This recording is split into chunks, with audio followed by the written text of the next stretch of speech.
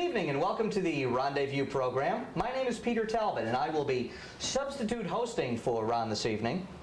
You know, in an upcoming show that you're going to be seeing right here, Ron will be featuring Joyce Annisman Saltman. And the other day she was in to tape that program and she was commenting on how much Ron and I look alike.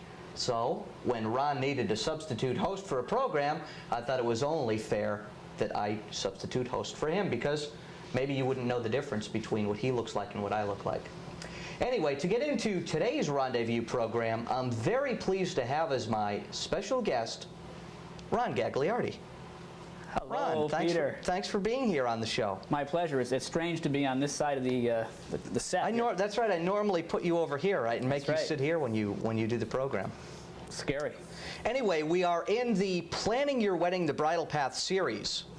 And the last couple shows, people have been taking a look at some wedding video. A real live actual wedding. And we're going to kind of tie things up now with what the people have seen, the wedding and the reception and all that good stuff, with some narration from you. Ah, yes. And now we're going to get into talking about what people should look for in a videographer and what being a videographer is like and all the neat things you do as a videographer. The whole thing.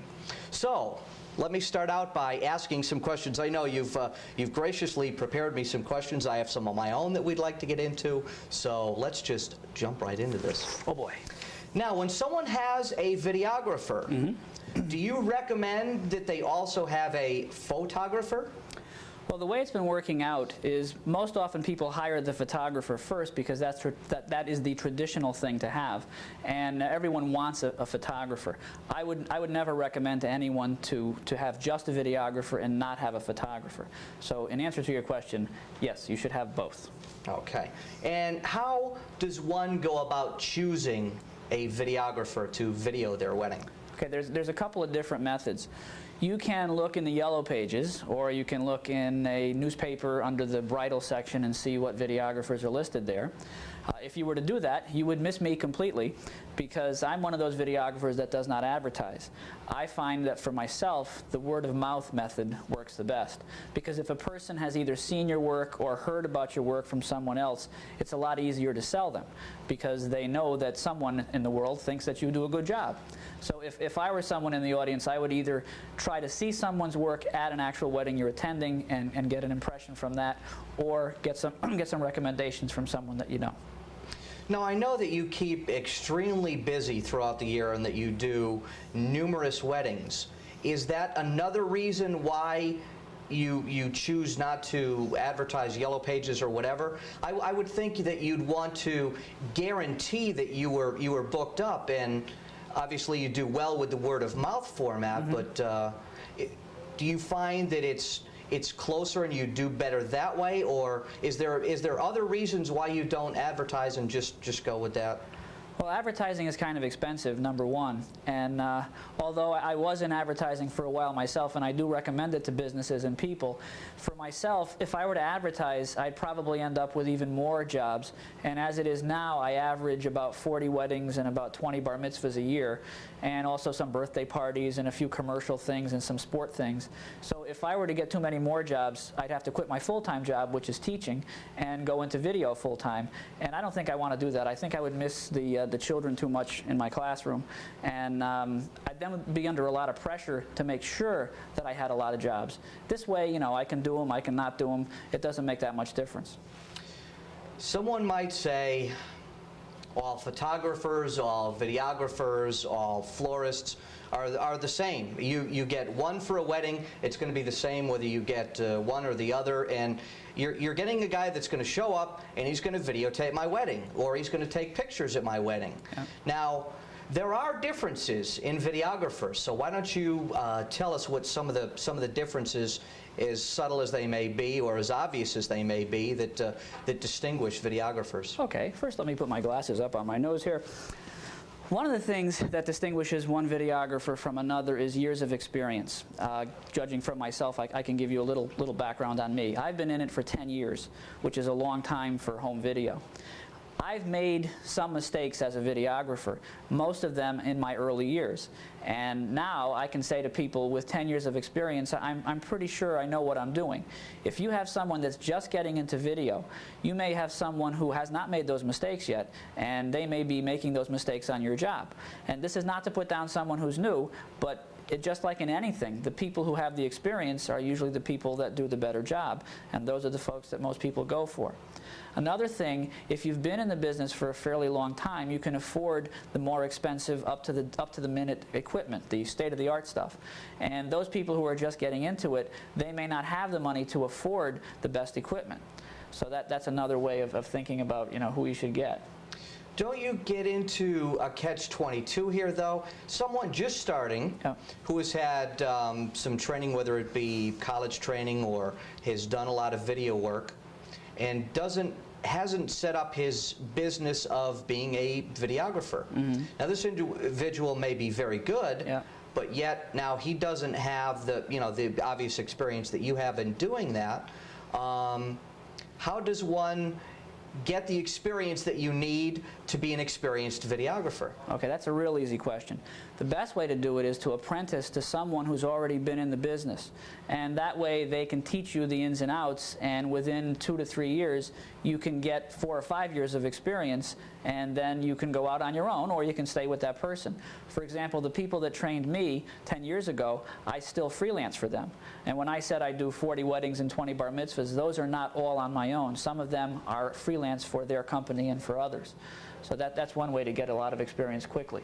See, that's exactly what I wanted to hear, because I think there are some things that, granted you're a good camera person and you can do good work, but when you get to a wedding and you're catching someone's special day and you don't know all the ins and outs and where to be and how to check on when the garter's going to be thrown and the cake's going to be cut and all the stuff that's going on, it must be extremely difficult to, and you could run yourself ragged in a big hurry unless you were familiar with it.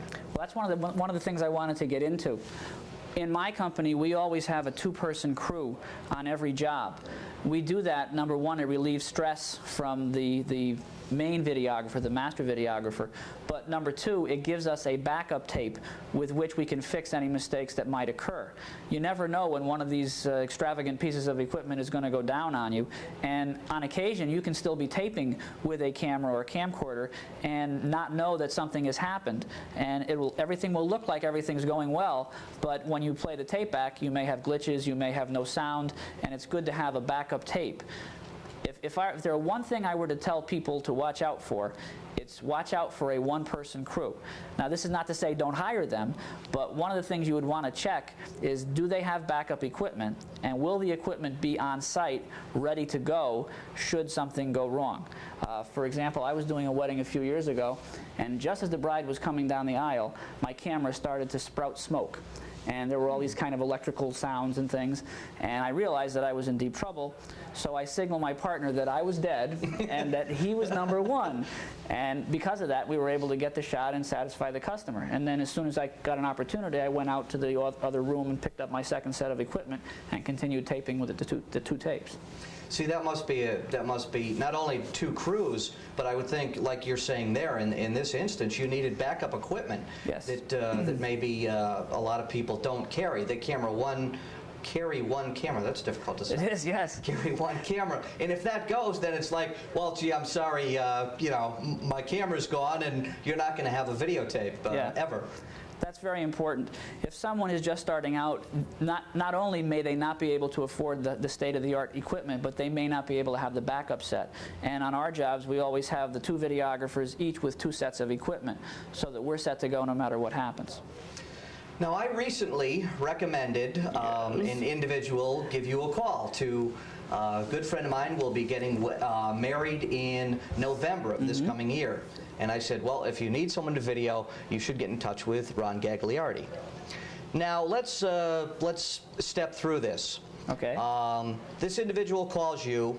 How do you go about selling this person on Ron Gagliardi is the person to do your wedding, or letting them choose between Ron Gagliardi and 4 or 5 others if they choose to call that many others? Okay, the first thing that I tell the prospective client on the phone is to make sure that they see a few people's work. And that's not just the videographer, that's the band, that's the photographer, that's the florist. Because you want to be an informed consumer, and the only way to be that is to see what other people have to offer. And when I'm speaking to the person on the phone, I give them some basic stuff. They usually want to know what the base price is. And they also want to know, first of all, if I'm available for that date. And if I'm not, can I get someone else to cover? Because in many companies, there are 2 or 3 crews that are capable of delivering the product.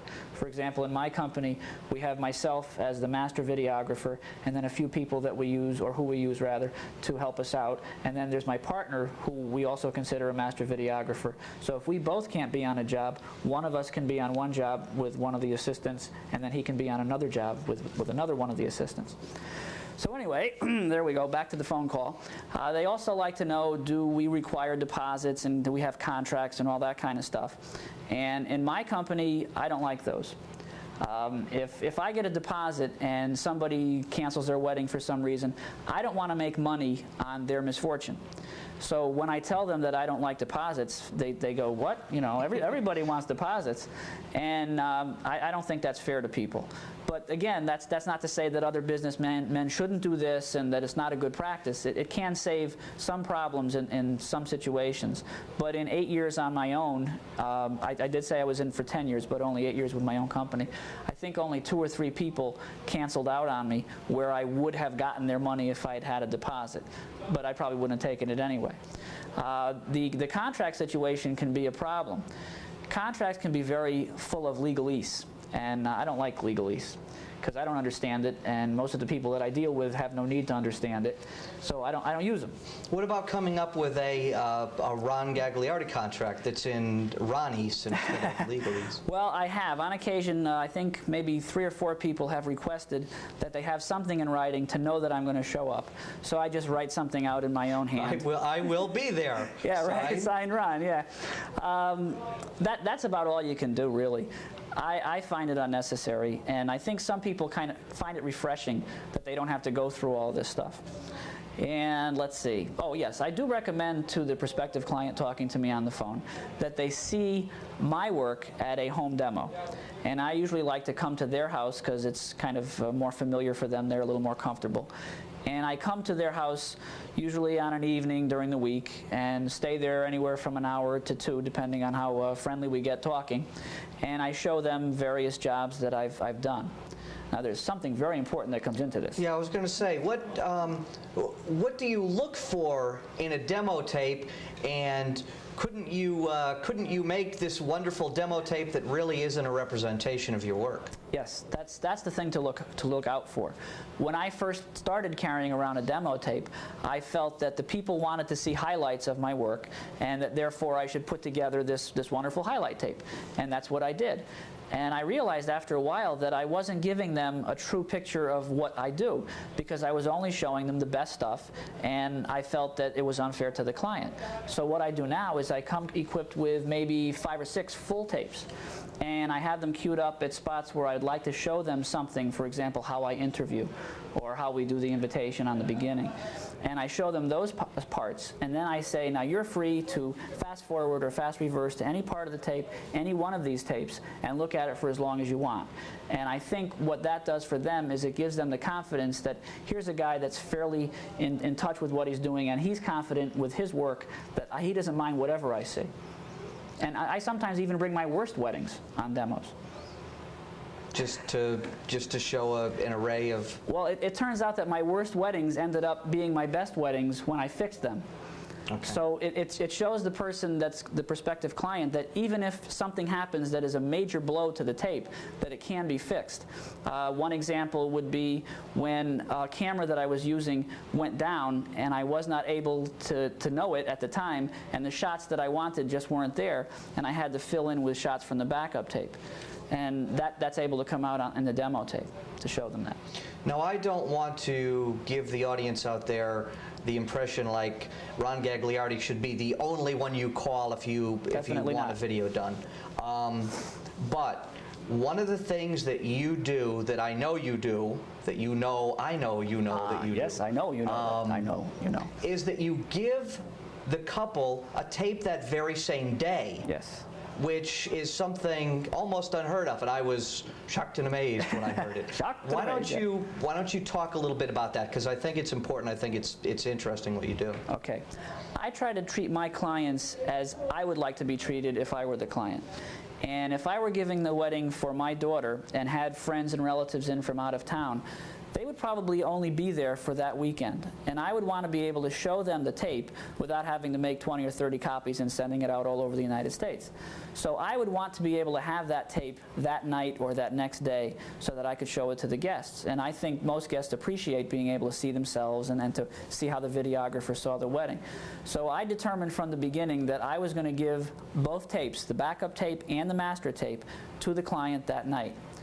The reason many studios don't do this is because they include editing in their base price, and we do not.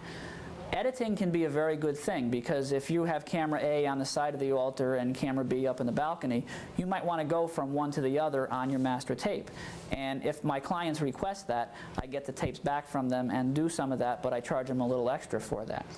But I feel that if they have both tapes that night, that everybody will have the fun of seeing what's going on. There is a little risk, though, and this is another reason why many studios don't give them. If I were to make a mistake, and the people who are viewing the tape in the living room look at that mistake, they'll say, you know, what kind of a dodo did you get to do your wedding? Look at this horrible mistake. And that is a risk, but I'm willing to take that risk for the sake of the client. Fortunately for me, I'm fairly lucky in that I don't normally make a mistake, so I don't have to go through that.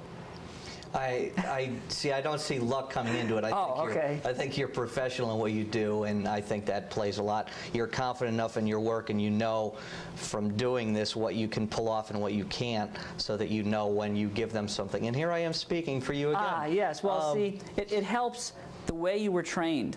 The people who trained me, they said from the beginning, we want to have an error-free tape here, because it makes for less editing for us when we get to the editing room, or the editing suite as they call it. That's right. So every time I did a job for them, I did not have the luxury of saying, well, I know they're going to fix it up if I blow it, so I can do it. I don't have to pay attention as carefully as I should. But I didn't have that luxury. I had to say, oh yes, you know, I better do this right, otherwise these people aren't going to keep on hiring me. So now I try to shoot error-free every job that I have, and fortunately it usually works out. The equipment helps too. The camcorder that I have right now is unbelievable. It has all kinds of special effects, and I can kind of edit in the camera if I make a mistake or get rid of it right away.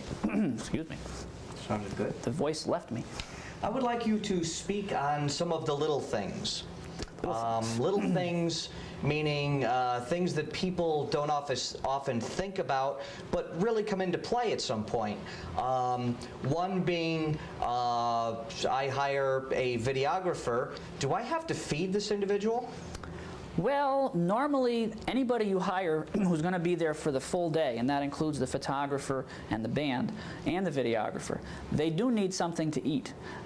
The photographer is usually at the bride's house right at like 8 o'clock or 9 o'clock if it's an early morning wedding, and they're going to be with you for 10 hours, and you wouldn't want to leave them out from the food tray.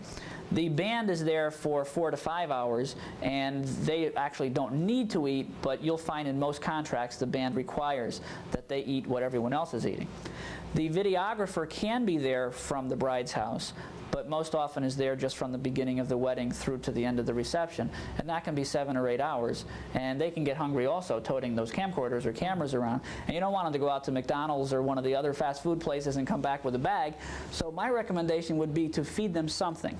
Now, some people in their contract, which again I don't have, but in their contract they require that they be fed what everyone else is. And with dinners being anywhere from $30 to $60 per person now, that can add a significant amount of money to their cost to you. What I tell my clients is that I do enjoy eating, as you can tell, and that I would like to eat something that day, but it does not have to be what everyone else is eating. And these are the options that they have. They can go out and get a grinder and kind of have it backstage in the chef's area and just give it to us at some point. Or they can have the people who are running the wedding give us a sandwich or some hors d'oeuvres that are left over. We are normally allowed to have hors d'oeuvres during the cocktail hour with everyone someone else. The other option is if they've paid for a dinner and someone didn't show up, they can give us that, and then they've already paid for that, and we're not costing them anything extra. So if I were someone, I would check. Make sure if you don't want to be paying those extra meals, that either you cross it out of the contract and go to some other alternative or get somebody else. Have you ever gone without eating?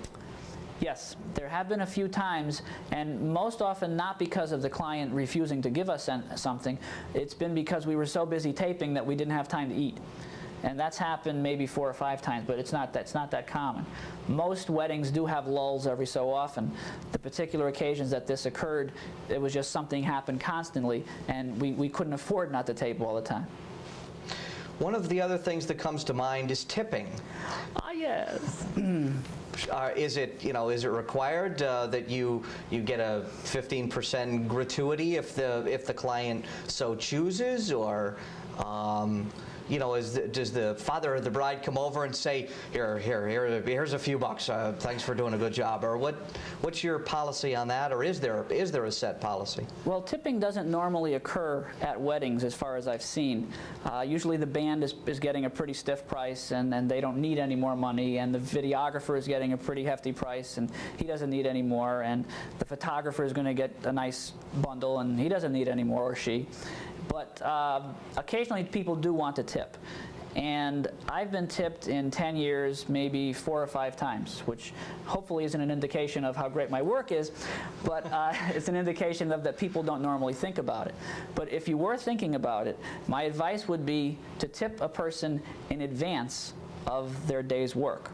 Now that doesn't sound like the normal way to do things. I mean, you don't go to a restaurant and tip the waitress in advance. But if you think about it, logically, if the person is tipped 10, 15 bucks or whatever you're going to give them, they're going to say, wow, this person was so nice. Before they even saw my product, they came up and gave me this 10 or 15 bucks, and I'm going to do the darndest job I can and give them the best work that possibly could happen. And even though I say that anyway, without a tip, it's nice to have that in advance. And if I were going to tip somebody, which I hope to do at my daughter's wedding and my son's wedding maybe too, I think I would give the money in advance.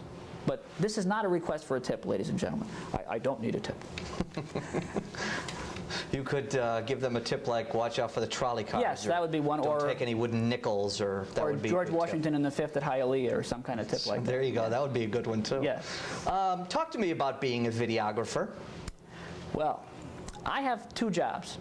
My first job is a full-time elementary art teacher in the town of Wallingford. And I absolutely love that job. As I mentioned earlier, I probably wouldn't even want to leave it if I could. Being a videographer is equally as enjoyable to me as that job. The thing about being a videographer is I'm supplying the client with a product that they will be able to see forever and ever and ever, over and over and over, and they will derive enjoyment from that product for many, many years to come. And one of the things as a teacher and as an artist and as a performer sometimes that I like to give people, it's enjoyment. And if I can give somebody a giggle or a memory that they'll really love forever, that's something that really makes a lot of difference to me. So I guess to me, videography is kind of a service industry, and the service that I provide is something that people get a kick out of and they enjoy watching. You have worn in your lifetime a number of hats. Mm-hmm. Can you put together a quick, not a resume, but just run down some of the things that you've done? Besides teacher and videographer, you've been a city council member, and can you just go through some of the stuff without putting you on the spot? Oh, well, what spot is that? Let's see. I used to be a switchboard operator at a car dealership in New Haven and one in Hamden. And I was just telling my son today, as a matter of fact, that I also used to be a moth and butterfly pinner for the Peabody Museum. And during the time that I was a switchboard operator, I was able to take the moths and butterflies into my little cubicle and actually pin while I was earning money as a switchboard operator. So I was able to get double salary, ladies and gentlemen. This was with the approval of the company that I was working for. I also used to be a caterpillar counter for the United States government. There was a survey on the gypsy moth, of all things, and this was tough work. It may sound easy, but we had to go into Union, Connecticut, into a forest that they had divided into plots, carrying 16-foot aluminum extension ladders, place them up against the trees in these plots, dots and climb up the tree counting caterpillars as we went. And for the first couple of weeks we had to paint a dot next to where the caterpillar was so that we would know which caterpillar we were dealing with. And when you get up about 30 feet up in the tree, when you extend the ladder, you're holding onto the tree with your elbows and you're trying to paint and not fall off, and that could be very exciting and very excruciating. I also used to work for the federal government as a dishwasher. Now, if you think washing dishes in a restaurant is a tough job, you've not lived until you've washed dishes at a government lab, because you get all the dishes with the fungus that, you know, from the experiments that didn't work. Lovely. And all that stuff is floating around in the water, in the sink, and a very yucky job. But nonetheless, I served my country as a dishwasher for experimental dishes. I also used to drive cars to Kennedy Airport from the same place that I worked as a switchboard operator. They would sell cars to Hertz. And one time Hertz ordered 15 white Mustangs. And I had some of the most fun of my entire life being the 15th Mustang. And we would come across someone who was going slower. Number 1 Mustang would pass, number 2, number 3. And by the time the 15th white Mustang would pass these people, the look on their face was just unbelievable. And that was one of my most fun jobs. I've sold pots and pans, I've sold encyclopedias, I've been a stand-up comedian at Stags, I've been an MC. Matter of fact, I even emceed 1 or 2 weddings where the band didn't show up. And I had to sing The Bride Cuts the Cake and that kind of stuff. Do you have a good voice? The bride cuts the cake, the bride... Actually, it's half and half.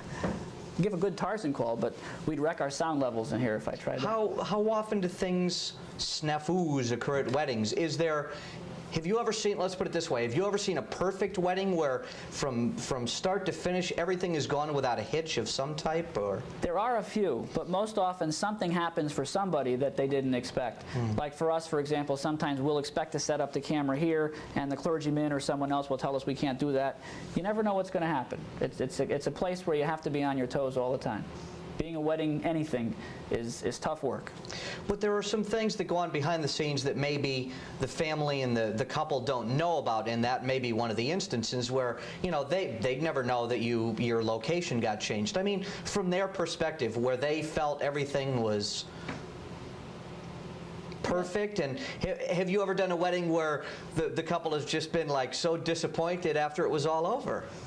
Not usually. Most people plan fairly well, and then they're really into the planning of it, and it comes off pretty well.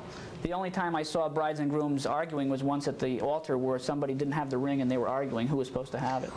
You were supposed to take it. No, you were supposed to take it. We are just about out of time, and I want to thank you. And we do. We look alike. We dress alike. We talk alike. It's like that old Patty Duke show that you used to watch on TV. Are we lucky? Coming up next week, now I'm going to check with you. Coming up next week, we're going to hear from Terry Tata. Is that right? I believe that is next week's show, yes. Okay. So be watching for National League umpire Terry Tata, for our director David Skoronsky, for guest Ron Gagliardi this time. Your substitute host has been Peter Talbot. Good evening.